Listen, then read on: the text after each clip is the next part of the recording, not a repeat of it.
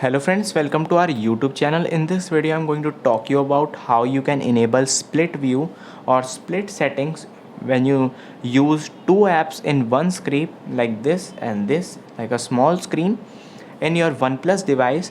Before watching this video, if you have not subscribed to our YouTube channel, then subscribe to it and like our video. So let's start friends. Friends, you can see I have opened this files by Google. How you can just swipe like this,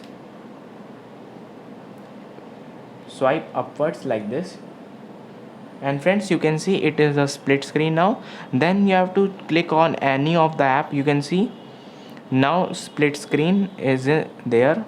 You can use and one screen at two times apps. How you can do that?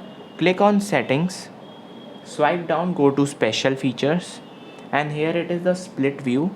You have to simply just swipe this and enable this setting, and you can see the preview also.